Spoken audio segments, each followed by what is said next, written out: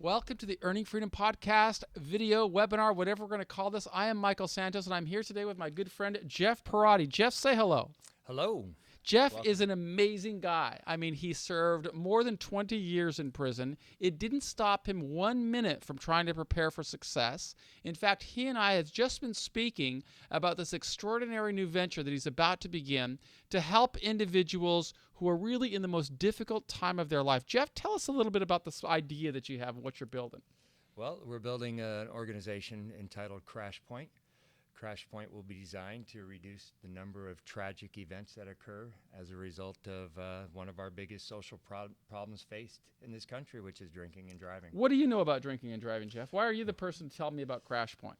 Well, in 1992, I felt that it would be okay to drink and drive after consuming some alcohol. How old were you then?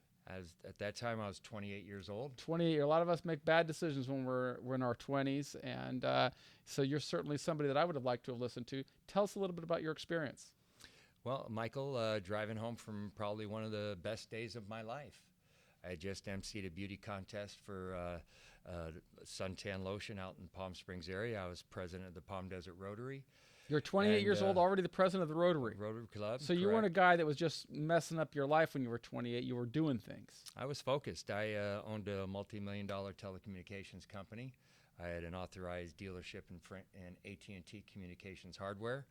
So I was riding high. So you get a DWI. I suspect that guy like you, nothing happens, right? They just give you a little fine and you move on with your life? Exactly. In fact, I had a DUI prior to the event that led to my incarceration. I had a DUI several months incarceration? earlier. What are you talking about, incarceration? Incarceration. Unfortunately, Michael, like you, I spent a few decades in prison as a result of a decision that I made to drink and drive. And so now you're going to create a curriculum and a program that's going to help more people make better decisions? Well, help more people make better decisions, help people, help their families not go through the immense struggle and unfortunate situation that I presented to mine, help fathers keep from sabotaging the futures of their children, help wives struggle with trying to care for a home with a husband who's incarcerated for a long period of time while trying to keep a family unit together, carting children up and down the state to visit them for a couple hours in a prison visiting room. And, to make sure that some of the individuals that today are living with horrific situations, horrific injuries, because you or I or anyone else will get behind the wheel of a car thinking that I've only had a couple drinks. It's okay. I only live a mile away.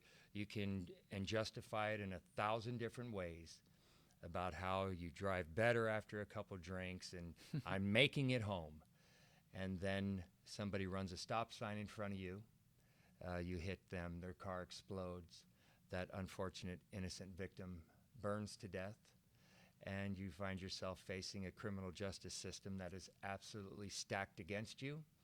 And God help you, should that person be a celebrity, because then the system will be even more stacked against you. And try and find yourself a couple decades later trying to pick up the pieces of your life. Well, Jeff, I am really encouraged and inspired for a number of reasons. One, I really believe that the formerly incarcerated should have a role in spreading this message, and certainly that's what the Earning Freedom Podcast is about. Number one. But number two, it's incredibly inspiring just to see a guy like you who served multiple decades in prison, comes in here in a suit and tie. And if anybody saw Jeff, nobody would think that he served a day in prison. They would see him as a successful guy that he is, and that's why he's inspiring to me. And I hope he's inspiring to you as a message that regardless of where you are today, you can always work toward becoming something better tomorrow.